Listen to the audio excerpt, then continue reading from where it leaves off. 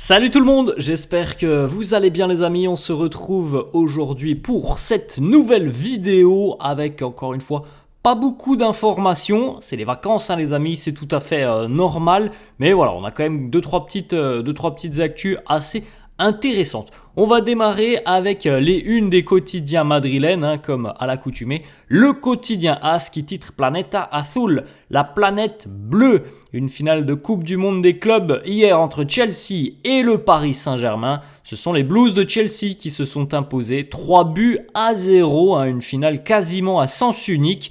On s'attendait pas forcément à voir les Blues de Chelsea mener 3-0 au bout de 45 minutes de jeu. Bon, c'est ce qui s'est passé. Félicitations à Chelsea. Donc, Chelsea est champion du monde pour 4 ans. Bravo aux Blues. On a une petite information qui concerne le Real indirectement ici. Ibrahima Konaté, está difícil. El Liverpool no le dejará salir este verano por menos de 50 millions. Liverpool ne veut pas vendre cet été pour moins de 50 millions d'euros, donc on peut dire que le Real ne posera pas les 50 millions d'euros, ce qui est tout à fait normal et logique, puisque l'année prochaine, il arrivera gratuitement. Donc le Real ne va pas débourser 50 millions d'euros cet été, à moins que, dans quelques semaines, Liverpool revoie sa position. Parfois les amis, vous le savez, en début de mercato, une équipe, elle dit ça sera tel prix et on ne veut pas discuter. Et puis au final, les semaines passent, l'équipe se dit on va finir par le perdre gratuitement l'année prochaine, donc on va baisser notre prix. Ça pourrait arriver, pourquoi pas dans le courant du mois d'août, mais en tout cas, le Real ne posera pas 50 millions d'euros sur Ibrahima Konaté, ça c'est impossible. Mais si Liverpool revoit ses exigences à la baisse, 20-25 millions d'euros, peut-être que le Real pourrait passer à l'offensive pour Konaté dès cet été. On enchaîne les amis, la une de Marca qui titre Continuará. Finale de Wimbledon aussi hier pour Carlos Alcaraz. L'Espagnol a été battu par l'Italien Yannick Sinner. Victoire en 4-7 pour l'Italien Sinner alors que Alcaraz avait remporté le premier set. Autre information réelle, c'est ici. C'est compliqué la situation de Asensio. On en parlera tout à l'heure de Raúl Asensio. On a le petit communiqué du Real qui félicite Chelsea après son titre de champion du monde. Félicitations à Chelsea et à tous leurs supporters pour leur titre de champion du monde bien mérité. Félicitations aussi à la FIFA et à son président Gianni Infantino pour la brillante organisation de cette Coupe du Monde des clubs 2025. Prochaine édition les amis, on le rappelle, c'est dans 4 ans, 2029. On a une petite information financière, c'était là aussi l'un des intérêts pour le Real sur cette nouvelle compétition.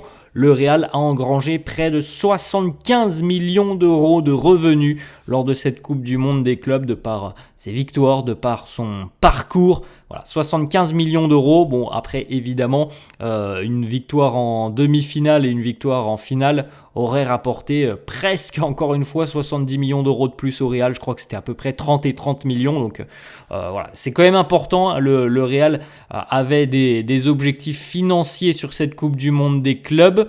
Et par rapport aux objectifs financiers, je pense qu'on est dans les clous. Par rapport aux objectifs sportifs, il y a une demi-finale, mais on reste évidemment sur notre faim parce qu'on a vu les limites de l'effectif à l'heure actuelle, on a vu la puissance du Paris Saint-Germain, on a vu surtout le gap, le travail que va devoir fournir Xabi et son groupe pour revenir au plus haut niveau parce qu'à l'heure actuelle, le Real ne joue pas dans la cour par exemple d'une équipe comme le Paris Saint-Germain.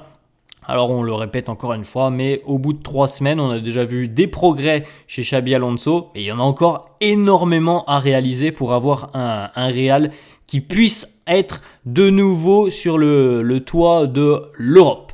Ensuite, les amis, une petite information.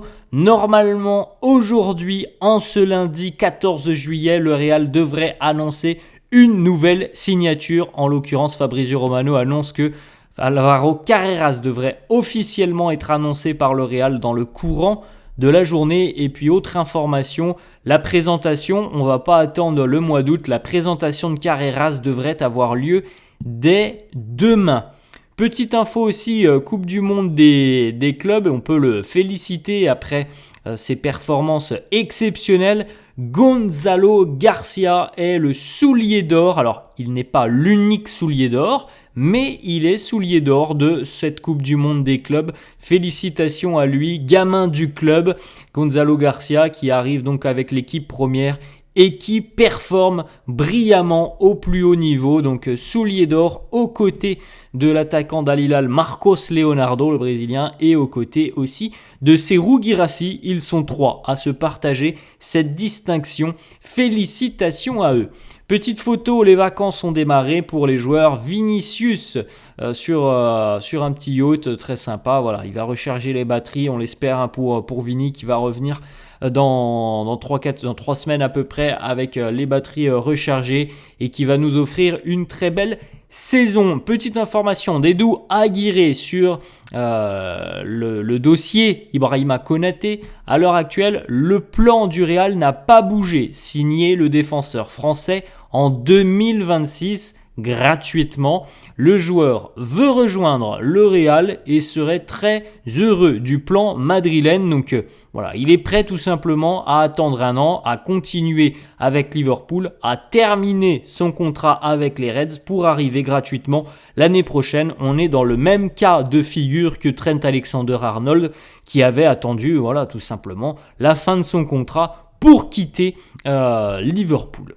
On enchaîne les amis avec une information aussi de Fabrizio Romano, c'est désormais confirmé et officialisé. Le Real Madrid a communiqué auprès de Com en Italie son désaveu par rapport à la clause de rachat. Donc Nico Paz ne reviendra pas au Real cette saison. En revanche, on rappelle que le Real détient toujours une clause de rachat de 9 millions d'euros l'année prochaine. Alors cette année c'était 8, l'année prochaine ça sera 9. Je pense que Xabi Alonso a bien étudié son équipe, a bien étudié le profil de Nico Paz et au final il a certainement été conclu que la chose la plus intéressante et bénéfique pour le joueur soit de continuer en Italie pour continuer à se développer au plus haut niveau. Donc pas de Nico Paz cette saison, mais le Real conserve des droits importants sur le joueur pour la saison prochaine.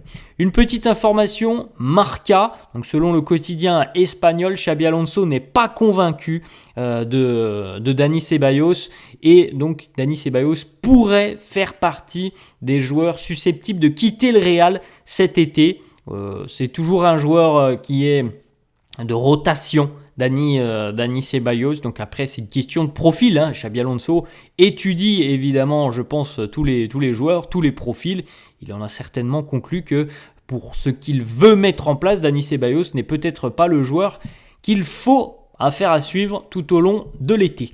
Petite information aussi de Josep Pedrerol, donc célèbre présentateur du Chiringuito, qui nous dit l'idée du Real en attaque est de conserver Gonzalo Garcia, mais d'envoyer Hendrick sous la forme d'un prêt. La problématique, c'est que Hendrick ne souhaiterait pas quitter le Real. Plusieurs médias annoncent que Hendrick, pour le moment, refuse complètement un départ du Real sous la forme d'un prêt, normalement, puisque le Real pense tout de même que c'est un profil qui a d'immenses qualités, mais qui aura beaucoup de mal à se développer du côté du Real en cause de son temps de jeu qui sera évidemment très faible par rapport à ses concurrents en attaque. Donc voilà, ce serait l'idée du Real.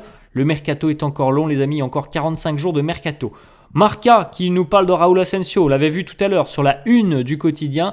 Raúl Asensio a fait pas mal d'erreurs sur ces dernières semaines et même globalement sur les derniers matchs avec Carlo Ancelotti. On n'a pas eu un Raúl Asensio impérial, beaucoup trop d'hésitation, beaucoup trop tout simplement de manque de confiance. Raúl Asensio, voilà, ça pourrait lui coûter très cher, toutes ces erreurs. Il semblerait que dans la hiérarchie, il soit très mal placé dorénavant. Militao, Rudiger, Alaba, Heusen, Tchouaméni, voire même Mendy sont